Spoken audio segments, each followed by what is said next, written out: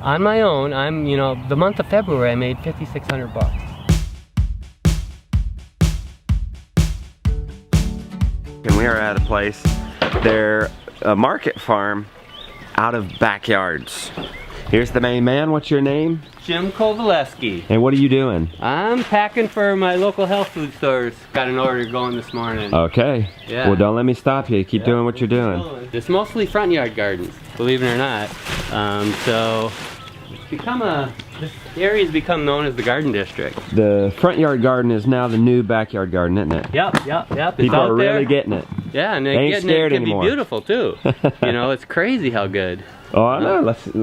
Yeah, well, you'll see. Look Hopefully. at this. I mean, just here, and this is just your staging area. Yeah, this is because it got so shady. I'm not gardening as much here, so I moved down the street, borrowing land pretty much, which is pretty cool that you don't need to own the land. Salatin talks about that a lot. Yeah. You know, the fact that you can be portable farmer using other people's land that's not being used. Good for you. Yeah. So how much land do you own? I just own this little place here, which is all shady. You know, I did the pond and everything, and I had more gardens planted here like 8 years ago. I've been doing it almost 10 now. Good for you. And then I switched down the street, so as the garden evolved. So let me get my hat on. Grow, you just find another yard, huh? Yeah. Like I say, about 10 years ago, George started this probably 6 years later. Or no, 5 years later. He started farming. He's been going to market too. So this is my neighbor. He got known as Broccoli George because he grows broccoli like crazy good. He's in transition. He's going into the spring garden. I go to Maine, so I don't do much of a spring garden. Yeah. Yeah, and you see me every morning walking down the street, you know, in the dark most of the time. My neighbors think it's cool. They don't care. They actually groove on it. I guess why wouldn't they? Look at this yard. Right. I mean, it's rocking. And then, they're like, please come to me next. Well, I've had the guy offer to lease the one across. So what do you have to give him? A little bit of veggies? Well, he was wanting cash. I don't want to deal with cash, so I've kept off that because I barely maintain this. For one guy, this is about a half acre of land in production. Okay. So I'm busting my butt probably 70 hours a week for maybe 10, 12 weeks. So, you know, by myself, and that's how I've chose to work because I don't work well with others. You found the job for you, buddy. Yeah, I'm living the dream just like you are, Justin. Taste awareness for me. So they used to grow this back a long time ago, called it asparagus broccoli, right? Yes. The Chinese call it gailan, but try that. Just try the stem. That's what you want. The stem is the sweet. The stem. It's incredibly good. Oh yeah. Sweetness. Never heard of the stem being any good. Yeah, I mean so I tell my customers to think about it as asparagus. You know, because the top's good, the leaves are good, but they're sweet, not like broccolini, which is kind of bitter. And there's like, I'm trying like 5 varieties, but that one's called Suho, and I've got Happy Rich. Those are the two I kind of grooving on, yeah. So that's fun, you know, introducing people to new crops too. Yeah. Growing on good soil, that's where a lot of the flavor comes from too, though. But this is all coming, you know, the fertility stream here is free yard waste from my city. They compost it. You know, they take our yard waste, take it somewhere, compost it, and they'll deliver it back to us. So it's a cool circle of life that I'm growing food with my neighbor's yard waste to sell to them at market 3 blocks from here. Wow. It's a really nice tight circle, and you know, I got a little dump truck, so I go get it from them. But I probably put 50 yards of the free compost across this every year. So that's my fertility stream. Yeah. I see a lot of wood chips. Well, see, the thing is, so that's, you know, it's 3/4 finished yard waste. You know, and I'm liking that better than finished compost. Everybody bows to the finished compost, but I see this as diversity on the top of the soil. It kind of self-organizes. The wood chips stay on the top, the fines go south, you know, or deeper. And that's really a nice thing. I used to sift it, but it tended to dry out more with that. So I like the wood chip. To anyone who thinks putting in a front yard garden has to be ugly, here you go. Look at this. Isn't this not the most beautiful front yard you've ever seen? The wood chips helps keep the weeds down, helps keep these plants moist, creates organic matter, little maintenance, high growth, high performance. Gardening that I've evolved over years to get real intensive. So I'm just picking the outside leaves of these plants so they continue to produce in the same space. And I get a lot of production this way. It's kind of like the French intensive method, you know, that Coleman talks about a lot. That, you know, you can, if you always are maximizing the space, you can produce massive amounts of food on small space if you got the organic matter to support it. And I have it with that Newport Richie compost. And you get a diversity too. I'm growing probably, I don't know, 70 different kinds of lettuce here. You know, all in all, probably 150 different kinds of leafy greens that I go through, do this, mix them in there, right? And then I'll put them in a bin, wash them, spin them, and sell them as a greens mix. Sweet. And, you know, organic has gotten a name for, you know, just, you know, what you didn't do to the soil or what you didn't do to the plants. And what I'm seeing is organic is about what you did do. Because the quality on the, you know, the nutrient density on this stuff, my customers are always telling me this stuff lasts 2 weeks in the refrigerator. Yeah. You know, whereas, you know, some of the stuff they're getting organic from the grocery store, 5 days it's going slimy. And I don't think it's about the freshness as much as the quality of the food coming from the good soil. Man. Now wait a minute. Your potatoes there are jamming. You know, I'm introducing... You're not supposed to be able to grow potatoes here, right? Well, no, I've heard a lot of the stuff about how you can't do a lot of things. I told the guy he couldn't grow garlic here, and sure enough, he looks it up on the internet. You just got to put it in the refrigerator. They call it vernalization. So now he's getting hardneck garlic here, which I told people he couldn't do. What do you mean put it in the refrigerator? You know, you can grow tulips the same way. So you put it in a cold storage for a certain amount of time, simulating a winter. That makes the bulb produce. I mean, you know, it produces a bulb then. Potatoes, I'm really psyched on the fact that I'm growing, not the yields I get in Maine. I get like 20, 25 to 1 on some of the stuff in Maine. These are about 5 to 1, but it's like a 70-day crop here for new potatoes. I mean, here, come look at this. So these have been in the ground maybe, if I had my tag, I think they were planted like probably 10 weeks. Here's the old potatoes ready to harvest. Yeah, so this is a variety called Corolla that I'll be taking to a buyer's club. And you know, that's them baby new potatoes. With no skin, you know, yeah, you can just, you know, and I'm selling these, you know, at a fairly good price, $3 a pound, and people don't blink. Because again, the taste and the quality is something like you never got. Nobody these days gets a potato that was dug that morning. No. You know, and then grown out of good soil. Huckerite turnip, that's what the seed packet said, but I found a woman came from Alaska to one of my markets, and I asked her if she grew them here, and she said, oh yeah, but we call them snow apples. So wait a minute, you're growing them in Florida, she's growing them in Alaska. Yep, and I found out about them in Maine. Plant there. And I found out about them in Maine. Some guy, about this time of the morning, I was at Campground Country Fair, and Jack Cortez says, oh, you gotta try one of these. I don't like turnips. 6 o'clock in the morning, come on. But, you know, he gave it to me, and... Raw, too? Raw is the only way. Really? It's in, I mean, all turnips or just this turnip? That turnip. And bite a little deeper. Wow. As my kids would like this turnip. Yeah, as you get to the center, it's so tender and sweet. Mm. You know, so definitely I always tell people to try them raw before they cook them, because turnips you cook. And then the greens are exceptional. They're much like spinach. Yeah. You know, so just to move this into Florida, I guess they were growing them in, you know, back in the 2000s, but nobody had them when I started growing. So what are you doing? You're at the market handing out samples? I've learned to do that. Yeah. And then people just buy them. Yep. It's crazy. The baby carrots too, once they try them, it's just like, wow. You know, they think baby carrots are the things they get in the bags that are all, you know, whittled down with a whatever machine, but you can actually grow baby carrots. Coleman pioneered that. That has taste. Yeah, it's actually sweet. Yeah, who would have thought with a turnip? Now, did I hear you saying you also live in Maine? I farm in Maine. I'm an itinerant farmer. So, you know, I'm like any... A snowbird farmer. Well, let's call it indigenous culture. They used to do that, right? Yeah, you're right. Kayak up and down you're the right, West Coast. you got me. So you follow the climate that produces abundance. Yeah, so I leave here about the 1st of May, get up there, plant my crops, you know, get the potatoes in the ground, start mowing the grass. I was telling you I mow like 7 acres with a scythe, and that feeds the garden. Nice. Grow through the season, sell a little at farmer's market there, then pack up my old 65 F350 dump truck that I can make into a minivan, or like an RV that I can sleep in the back. Okay. Bring back like, I don't know, maybe 4,000 pounds of food that I sell here when I get here. That gets me going until my crops come in at Christmas time. Good for you, man. Yeah, it's working out great, and it's just slowly evolved. So crops are going north. I'm taking onions north. I used to take citrus before the greening took them out. And everybody's excited to get that because you grew it, and here it is. Yeah, it is connected. So it's not really local food, but it's connected food. I think that's what we need to talk about. You know, local within just a certain parameters, it can be, you know, slow you down a little or limit you. But if you keep connected, you know, people are waiting for those apples I bring back, varieties you've never heard of. Cool. You know, so it's a cool lifestyle. I bet y'all want to know, this is a market garden. He doesn't own this land. He gives them, do you have to pay him some money, or do you just give him well, some this produce? is actually my, my mom owns this place. Okay. So I'm borrowing her land. My ex-wife owns that one. Most people got a mom. Yep. Well, They and can ask a ex-wife favor too. for. Yeah. Most people, half the people have an ex-wife. Yeah, at least. Yeah, we're good friends, so she let me garden. And she gets free veggies out of it. Yeah. And I'm actually doing a buyer's club with her work. She works at the Attorney General's office, and I do a buyer's club there. She takes stuff to them, and I get some cash out of that, and she makes her co-workers happy. How much pounds of food do you think you get out of here in 12 weeks?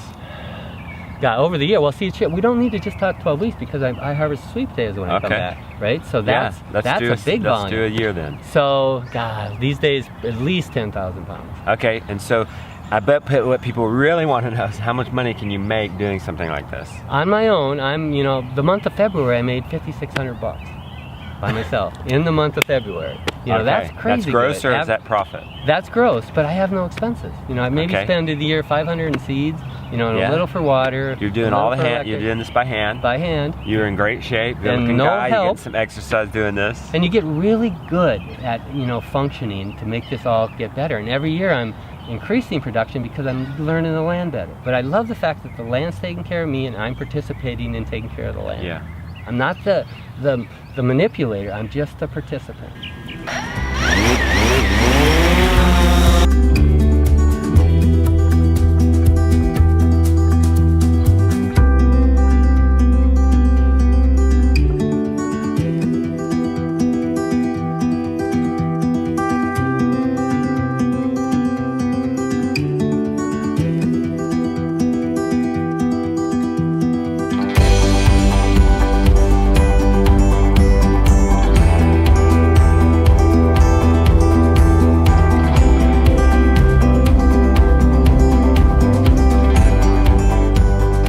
What we got going on over here?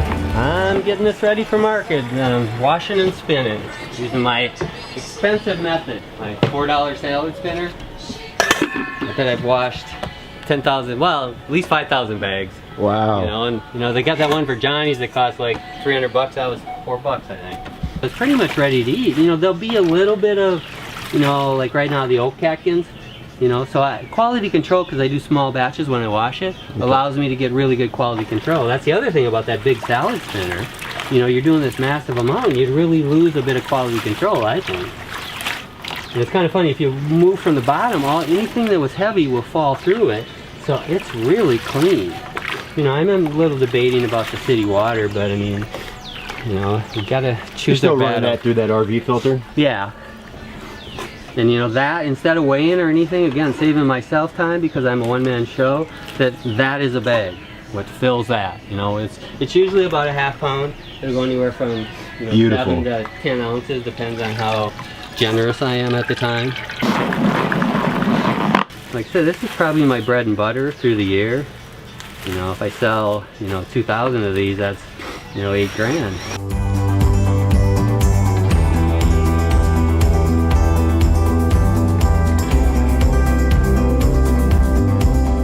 This is his truck, man. It's all red. Living the dream. 65 F350 with sides that flip up. Turned into a kind of like a covered wagon when I travel. Nice. Yeah. This is your ride from Maine to Florida, twice a year. 7th round trip it'll be this year. Nice. So it's you just load it full of produce. And the Maine people are happy to get all these onions early. Yep, but mostly it's the people coming, what I bring south. 2,500 pounds of winter squash, 500 pounds of apples, 200 pounds of garlic, 400 pounds of onions, 400 pounds of potatoes. And see, that pays for the trip. That pays for the more fuel, than pays for the trip. Wear and tear. Because this thing, I'm gonna put $2 grand into it every year, but I probably made $8 grand on what I brought back. So where do you sleep on your way up there? So it's got sides that flip up. I've taken them off, but so it's like 3 foot taller. I put a tarp over that and then pack everything in and put a little bed in the back, as far back as I can go. And then I've got my little cook stove in there so I can make breakfast and coffee at the rest stop in the morning. So I don't pay any stopover charges either. Plus I'm gardening my produce. This is the trick. Then you don't have to make as much money. It's all about it. And Salatin talks about that a lot too. Yeah. Be frugal. Yeah. Yeah, it's amazing how much wealth can be given from the land by just taking care of it. Here's the soil block makers. So you guys know this. If you're longtime vlog fans, you've seen me do this. I love it. You've seen me teach this. No plastic involved. So, Look. but what's your mix? Oh, I buy it. I Yeah. buy the premix. Do you make your own? I've learned to try, the pioneer was Elliot Coleman. I mean, it was being done before. I mean, the Aztecs did it, I guess. Yeah. But Coleman had a mix, and I started out with just compost, and I wasn't at all happy with it. It didn't work out good, but then I figured, I should follow Coleman's method. He's got Yeah, a he's got a elaborate recipe. So I started with that, and I had incredible results.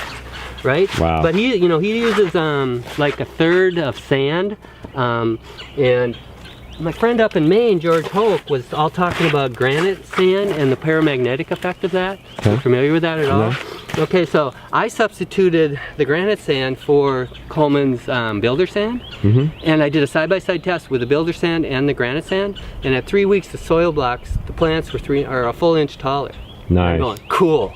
I don't need to know the science behind it. Coleman heard about it and he said, oh, there's probably mineral difference. So he was interested because I told him about it. You just take a base. You had Elliot Coleman as a base, but you ain't scared to have an experiment. Then you tweak it. That's right. Trust what somebody's already developed and then go with it instead of create the wheel again. Exactly. So what I usually do is I start the minis. It's a different mix with the minis, but this is the big block mix. So all you do is, these are little 3/4 inch blocks. You pop them out, and then I put a seed or two in each one. And then sprout those out, grow them about, maybe perfect is about 12 days for me when everything's going good. Yeah. And then I move them up to the 2-inch one, which I can't imagine how many blocks I made with this. It must be getting on. It looks like it's well loved. Yeah. How old is this block maker? This one is got to be getting on 10 years old. Wow. Think about that, everybody says, oh, I can't afford that $30 tool. Oh, whatever. I mean, so. How much would you have spent in plastic trays by now? Oh, yeah. And then the plants are better. It's not so much about, the savings or whatever. The plants actually perform better, which is cool. So then you can imagine this little sprout in here, and then I just pop it in there. You caught up. And then sometimes within 3 days, you'll see roots coming down the sides. It's so, it doesn't disturb the plant at all. It's amazing. So that's where I see it as very valuable. Yeah, because it can come out of the block instead of getting blocked by a plastic tray and getting wrapped around itself. Right. And then it has stress when you transplant it. And I also believe that, again, how a plant grows is, a lot of people say, why don't you just plant right into this? You're saving the step. But what I've seen is these don't dry out as fast. So a young seedling, I think they need that pulse of air and moisture. I think most of the commercial production in those cell trays, they keep them too wet. The plants aren't as healthy. So I've seen when this dries out a little, then it gets more air to the roots. And the same thing, then you got a plant that's producing more root. You put it in here and the same pulse starts happening. That's my theory. I ain't no scientist, but that's what I found. Jim, thank you so much. This was amazing. Your salads look so good. Nice touch with the flowers. Yeah, it's my signature, but yeah, great seeing you and great. I love what you're doing. Keep doing it. This is the campground of a nomadic farmer. We saw him down in Florida, 1,600 miles away.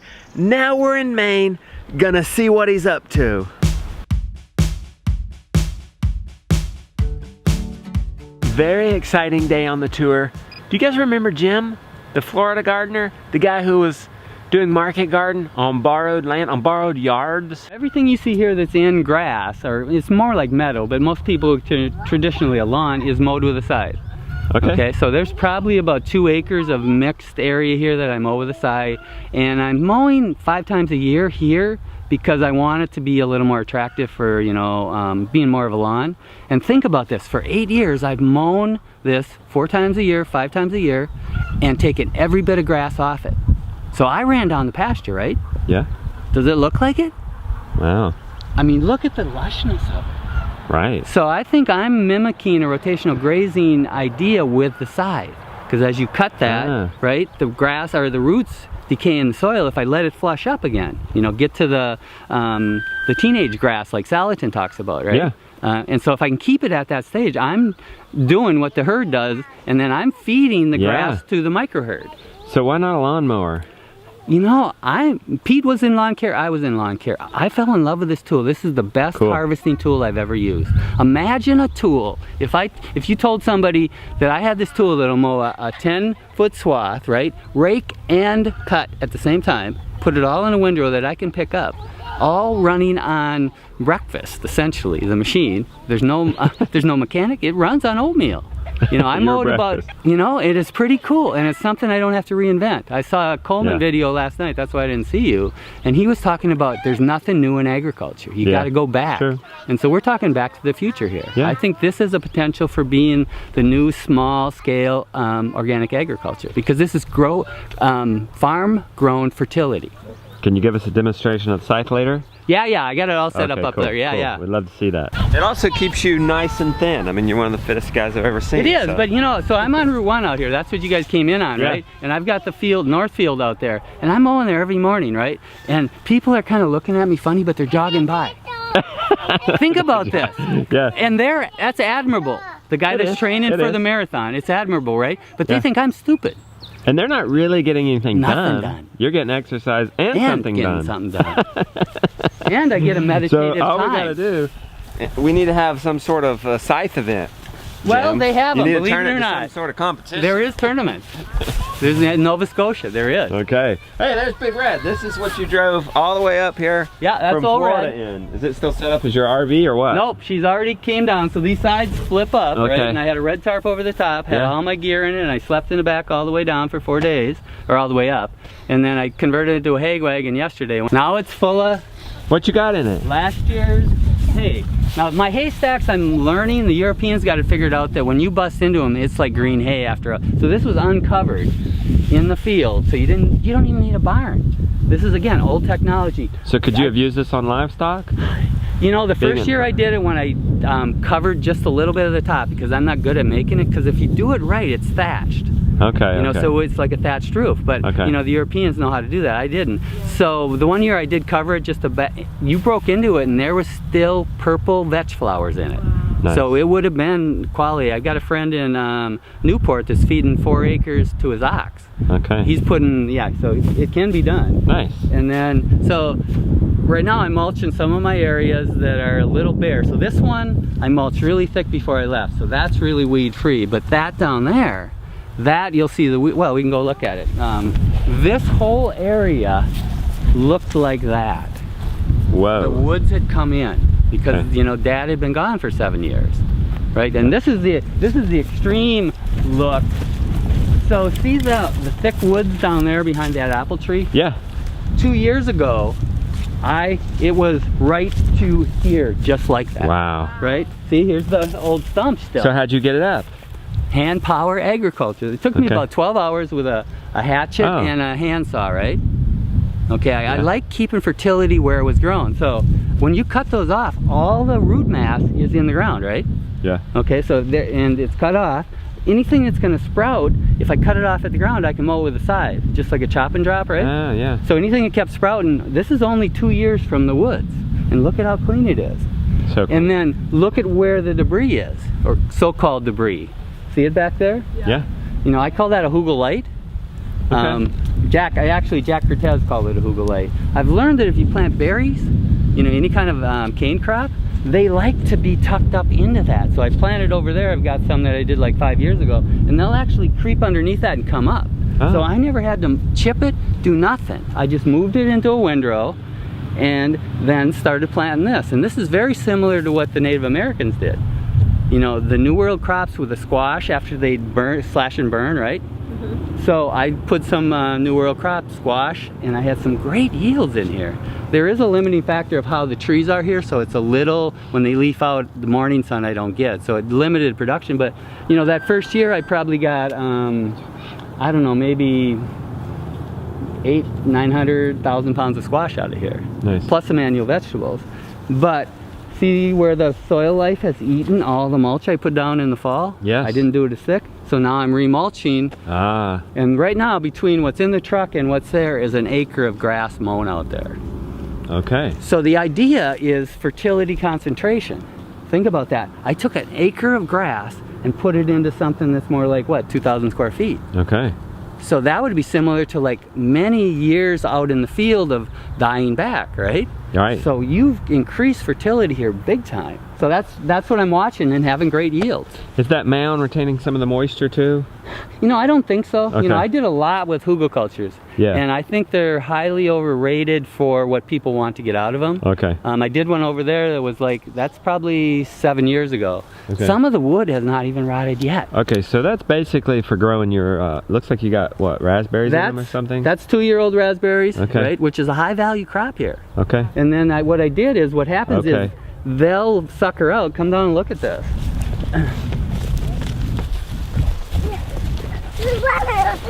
That's a Baldwin apple tree that her dad planted. Okay. Beautiful keeper apple. But so the original stuff I bought from Fedco, right? Yeah. It's a variety called Killarney, right? You can see it's bigger canes there, but the first year it came out, look at how far they're already out. Wow. Okay, and now all I got to do is do that, and I can spread them. You know, because I paid 35 bucks for 5 plants, right? Yeah. You know, Yeah. but think about, again, compound interest. Yeah. I've got about, 50 plants here now that I am selling, Oh. and I'm also moving to other areas of the farm. I'm Yeah. growing 7 varieties now here. So you're taking advantage of those being viral. Prolific, They're yeah. taking off. They're prolific. Others would consider that a problem. You're harvesting it and selling The them. problem's the solution. That's Yeah. one of those permaculture things, you know. I'm not a big permaculture practitioner, but some of the things they talk about are so valuable. Yeah. The idea of composition instead of imposition. If you compose a system working with nature, you don't have to work as hard. Yeah. Let me get this right. All you did was Here's- take what you chopped up right here and you piled it up in a mound. You didn't worry about how it was on the contour. You didn't. You just put it right here to create a garden, huge garden bed, and all you did was plant some raspberries. Yep. 5 raspberries. Yep, 5 here, and now last year I moved them. You know, You've moved some up. so this is the second year. So the first year they even Okay. suckered, and then I moved them up there, and now I'm gonna have to sell a bunch of these, otherwise this is gonna turn into a bramble. What do you mean suckered? To produce fruit? Sucker means that's what these are. People call these suckers. Oh, okay. I mean, I might not So have they the produced another nomenclature plant. right, but that's what I call Did sucker. it produce fruit that first year? Yep, not a lot, but they're Okay. just starting to, this is a mid-season. But this so is going to they're- be a huge crop this year. Yeah, Okay. you know, and I'm selling them for, I think I'm getting $3 a half pint. And you didn't do anything after you planted, No. except for mulch. But think about where raspberries grow. Yeah.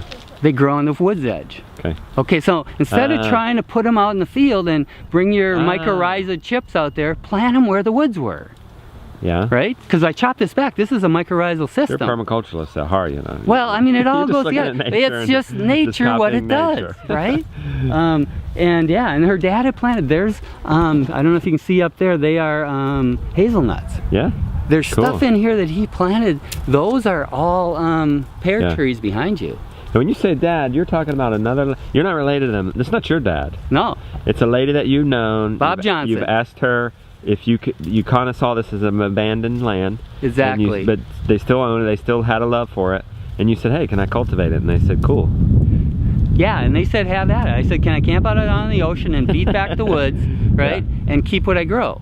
Okay. And what the thing is, the abundance that happens. At first, I think she was a little saw how much was coming out of here that she was feeling, oh, maybe this ain't a good deal for me. But there's so much abundance now. She's getting all this stuff from this land that Oh, I can't cool. sell. Okay. You know, and then the land's being taken care of. Good. It's in much better condition than when I got here. Because Cool. think about that compared to that or that. Wow. You said camp out. You're like camping out here in a tent. Come on, a bunch Cool. of them. Okay, It's a you go great show us place your to place. live. Okay. This is home for 8 years. Wonderful home. I bet it's paid for, Jim. Yeah, well, that's the thing. Yep, How that much is do paid you owe for. on it? Nothing. That I think I bought a new tent last year. That was $600. What? Paid cash. What's your mortgage? What's the mortgage rate on $600? No, well, I paid cash from what the land produced. Good for you, buddy. And then here's kitchen. So Okay. I've learned. So I'm a market gardener, right? So I've Yeah. got to market. These easy ups are crazy. So I buy a new easy up every year for market, and then retire the other one to be my kitchen. Check it out. It's like being a Boy Scout all summer. Great America Farm Tour Cribs. Here we are. He's a Boy Scout all summer. Yeah. Okay. I mean, But I this have is all you need. I mean, yeah, I mean, What do you need? I mean, you're a single guy. I call water from the farmhouse, drinking water, and there's a little seasonal creek that right now is running, so I can, you know, I do my dishwater on the fire, so I can use that for dishwater. And what a view. What river is this? This is actually the mouth of the St. Croix River, which dumps into Cobscook Bay. Okay. Canada is right across. I watch the sunrise over Canada every Nice. morning. wow. And it So you realize beautiful. how early it's rising here? It's What, very 4:45? Right now, and so we still got another month. So I about know. 4 o'clock it'll rise. There's you can't really, On the longest day? yeah. So you see this? That's the mountain over there, that double one. Yeah. That's called Chamscook. And over the summer, I get to watch. When I get here, it's like on the southern shoulder of that one, and then every day it goes all the way up to the notch, and then it starts going back south. And I get it's really a good, you know, calendar for how the season progresses here. Living room, So I actually kitchen, have a bed. I don't sleep on bedroom. The, Oh, sleep on the ground. Brought a okay. bed in here, so I haul all Nice. those down. And I kind of live out of these bins because they can seal up and carry around. That's true. What about Nor'easters, man. What about a summer storm? You know, this one's held up really good, and the easy up. It's went Okay. through 2 different ones. One of the hurricanes came over, it was coming out of the south, so this is protected from that. Yeah. But the nor'easters, you just hunker down. There's some bad weather in Maine. The first year I camped here, 2009, it rained every day in June. Every day. There were slugs everywhere. But that's farming, Is this you know? completely waterproof? It is, believe it or not. Wow. Yeah, the old canvas tents are good. This is out of Alaska. I think it's Nice. Alaska tent and tarp. And there's your, what's that for then? So that's the guest tent. Oh, okay. So if you would have come by yourself, I don't think you'd get your whole family in there. Okay. But You got any guests right now? I don't. And you know, over the years, maybe in 9 years I've been here, I've had 6 or 7 guests. Okay. But you know, it's kind of cool when somebody shows up and they Yeah. get to help out and see what's going on here. I got a friend Ian who's actually going to take the bus up, and he's going to come visit me from Florida. Okay, nice.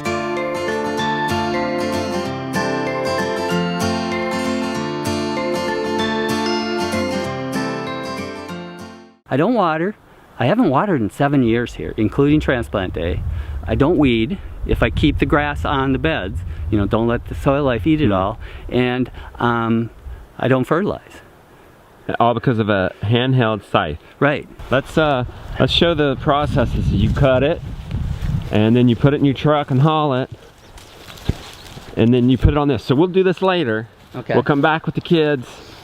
You've got a load. We'll dump it on here as mulch. But let's go see what it would look like to cut it. So this is my technology for the farming I do. This is what I need. I need a tarp. Technology I need here. A hay fork. Well, a hay fork is different. It's only got 3 tines. It's like a manure fork. Yeah. And I need a scythe. So how much does that set you back? Oh, it must be, you know, probably. Well, you know, believe it or not, these are all antique store Okay. finds. Nice. The hay rake too. So I mean, you're probably looking at $100. Okay. The scythe cost you $200. Nice. Can you smell the chlorophyll? Oh wow, yeah. Now it's getting dull. I felt the drag. It started. I was Yeah. having effort. Is that Right? because you hit the ground a little bit Could because be. the mound? Could be a It's little. I've uneven. seen- So then you go ahead and. Well, no, I mean, I wear the gloves. So what I'll do is when it's wet, because you got to wipe the grass off. Okay. But traditionally, it's you do this to wipe it.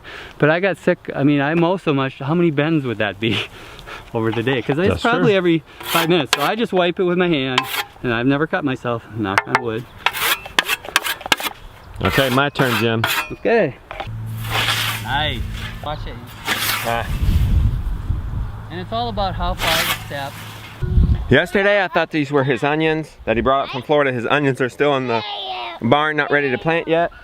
This is garlic. This is Garlic. what you did when you left here. You planted garlic. So last thing I do, like I leave here usually maybe 3rd or 4th of October. So last 2 days I'm planting 1,800 garlic. Okay, and then you come back and you have a produce to sell. Well, so this is actually a crop that I'll pull in probably end of July. I'll cure it in the barn and then take it to Florida. And I planted like 1,800 of them, and that could turn into like $4 grand for me down in Florida. Nice.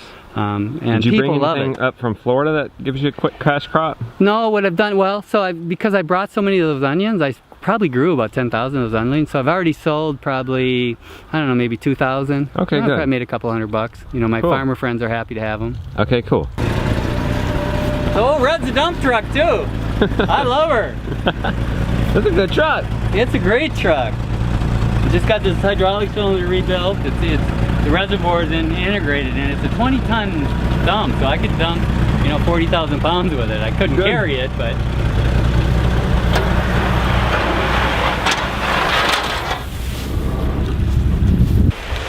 So this is an old landscape way. We used to move a lot of brush and leaves.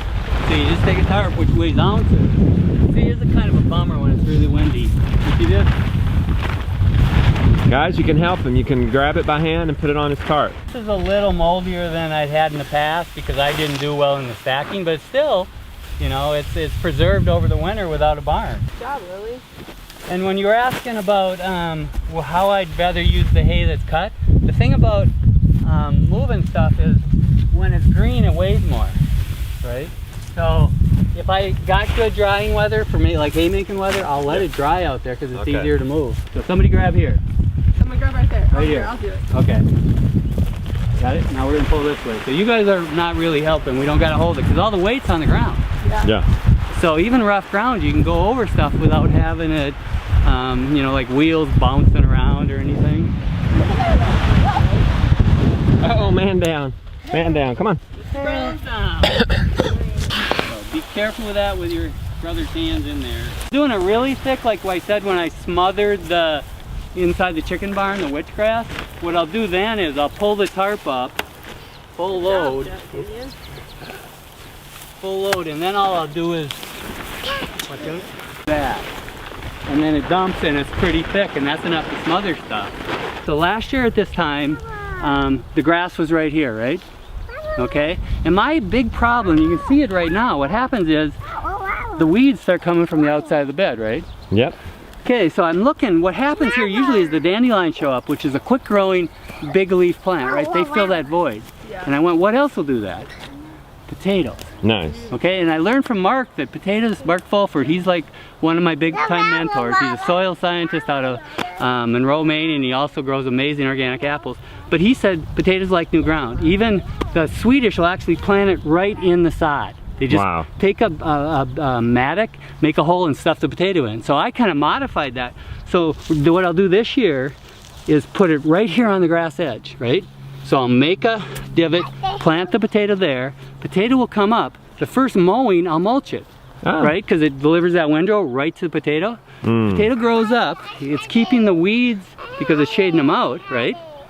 And next thing you know, I've got a wider bed, right? Nice. And it kept the weeds from going in.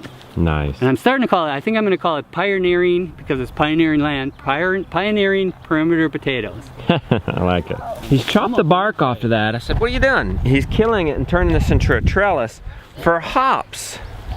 Man, Jim's just full of ideas here. And this is a killer apple. It's called Hudson's Golden Gem. I got him about 5 years ago from Mark Fulford. It's this beautiful big russet apple that's so crisp and yellow fleshed.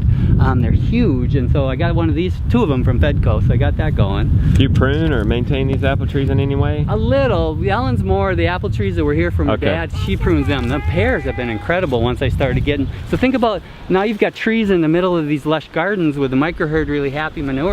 These are having incredible crops of pears now. Nice. Because that's what the blossoms are, you're seeing is pear blossoms.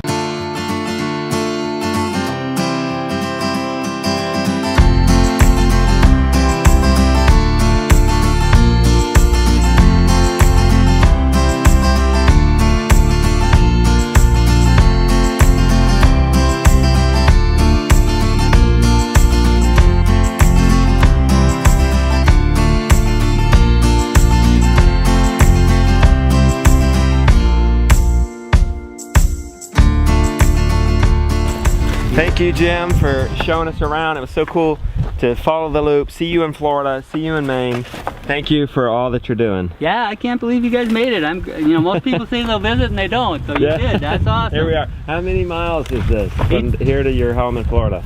About 1,800. And I think it's 22 degrees in latitude. Okay.